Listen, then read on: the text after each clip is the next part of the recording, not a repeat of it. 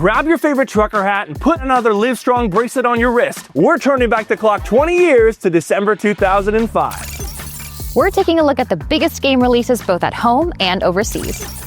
If you thought console shortages were a modern problem, think again. Remember Spike TV? Remember the Spike Video Game Awards? You do now.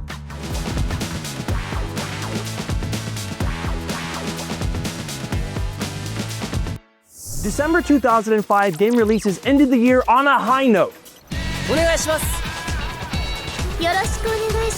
Get ready? Prince of Persia fans were gifted not one, not two, but 3 titles. First, Prince of Persia: The Two Thrones hit store shelves, marking the finale in the Sands of Time trilogy. The prince returned to Babylon, brought a new chain blade weapon, and teamed up with his own inner Hot Topic persona, the Dark Prince. It was stylish, fast, and polished. Critics praised its platforming and the return to form, balancing the cartoonish tones of the Sands of Time with the darker themes of Warrior Within.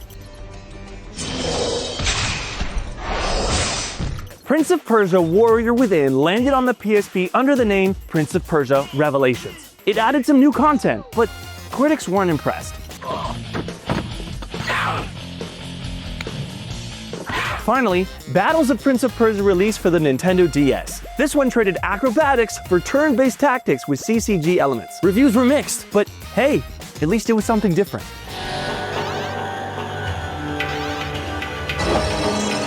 Animal Crossing Wild World arrived on the Nintendo DS, the first game in the series with online play. For the first time ever, you could visit your friend's town, steal all their fruit, and ruin their local economy from the comfort of your own couch. It was cozy, charming, chaotic, and the perfect game for avoiding your real-life responsibilities during the holidays.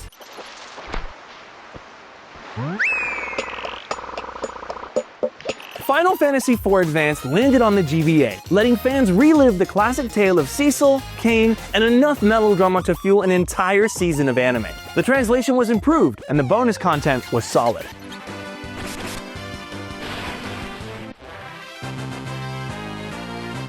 Gauntlet 7 Sorrows hit PS2 and Xbox this month. A revival of the classic dungeon crawler with big ambitions and a cursed development cycle. What more could you ask for? Reviews were lukewarm, but it proved that yelling, "Wizard needs food badly," never gets old.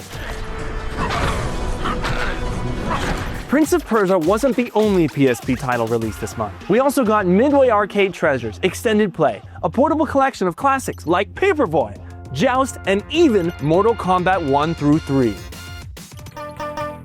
Sub-Zero.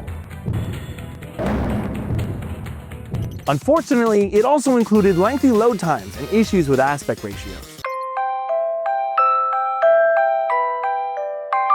Armored Core Formula Front gave mech fans exactly what they wanted: building robots, fine-tuning robots, and watching those robots get absolutely stomped by someone else's robot. It was the kind of game that made you feel like you needed an engineering degree just to equip a shoulder cannon.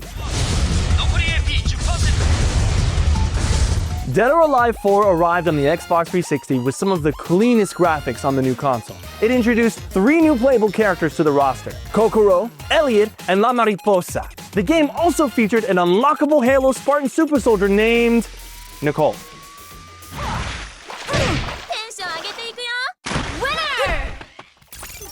In December 2005, the Xbox 360 landed in Europe and Japan, spreading next-gen gaming across the globe. People on Earth is our market. Our strategy is to provide a great platform for game creators to do their best work. It's that simple. Microsoft promoted the European launch with a custom faceplate designed by Guerrilla's co-creator, Jamie Hewlett. And that's pretty much the only hardware for December. I mean, after November, are you really that surprised? So, let's take a look at some of the notable game releases happening overseas. No fair! I win! December 2005, Japan saw the debut of Yakuza, the gritty crime brawler that would eventually become one of Sega's biggest franchises, known for its impeccable tailored suits and karaoke side quests. It was stylish, serious, and off the wall in a way that only Japan could deliver in 2005.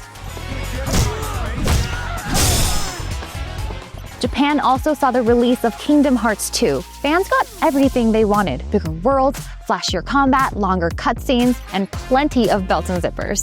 So, this is the key. December also delivered Tales of Abyss, an RPG packed with real-time combat, character banter for days, and plot twists dramatic enough to make a soap opera blush. Guess that does it. Japanese gamers could also pick up Rogue Galaxy on the PS2 this month. Level 5's shiny new space fantasy adventure gave players massive worlds, slick combat, and visuals that pushed the PS2 to its limit. That's how you get it done.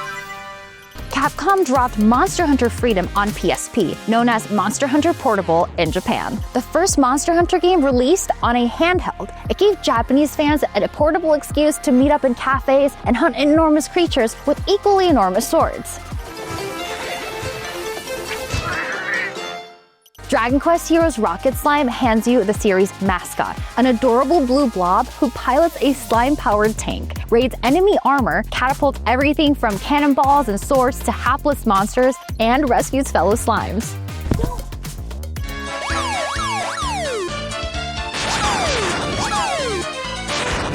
Last but not least, Metal Gear Acid 2 arrived in Japan with cel-shaded visuals, strategic card-based gameplay, plus a fold-out solid eye cardboard viewer that clipped onto the PSP to fake a 3D effect. It was peak Kojima energy, although he didn't direct it.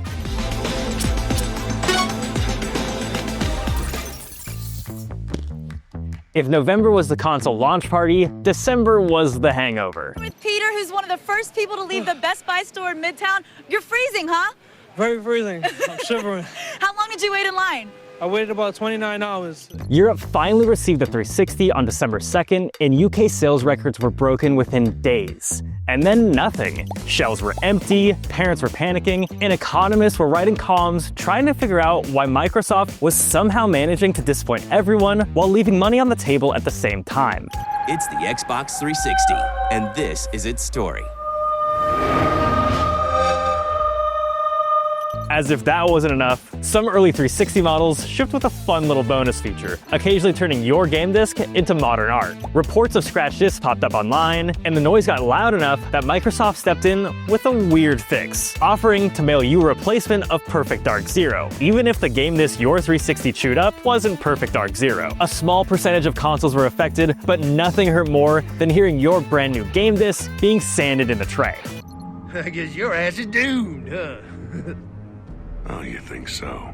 While home consoles were struggling to meet demand, the mobile gaming side of the industry was revving its engines. On December 8th, Electronic Arts announced it was buying mobile publisher Jamdat for around $680 million in cash, one of the biggest mobile gaming deals of its time. This was back when most people heard mobile game and thought of Snake.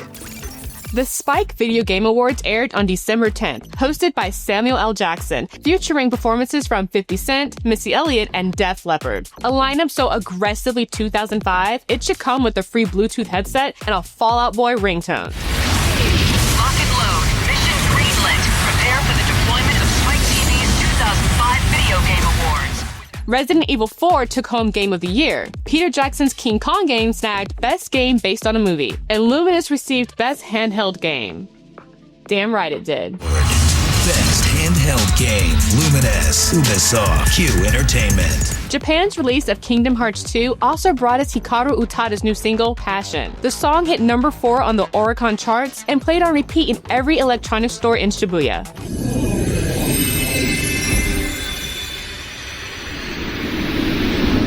Over in South Korea, Webzen signed a massive export deal for its upcoming MMORPG, Soul of the Ultimate Nation, or SUN for short, selling the Chinese rights to publisher The Nine for $13 million, the largest single online game export contract in Korean history at the time. It was a pretty clear signal of where the industry was heading: MMOs, free-to-play, and China becoming a gigantic part of the global market.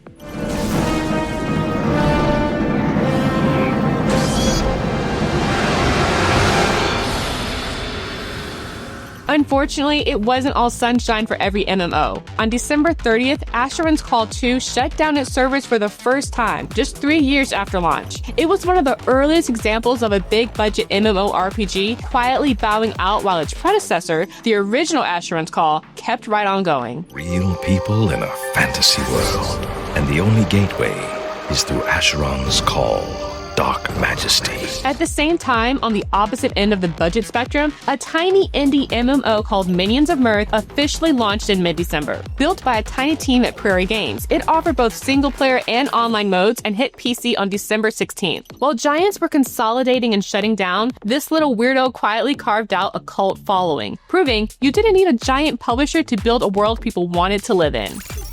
And that wraps up 2005. Well, the last 4 months anyway. What games were you playing in 2005?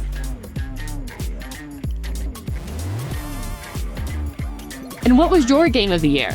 Let us know in the comments and join us next year when we take a look at gaming in 2006.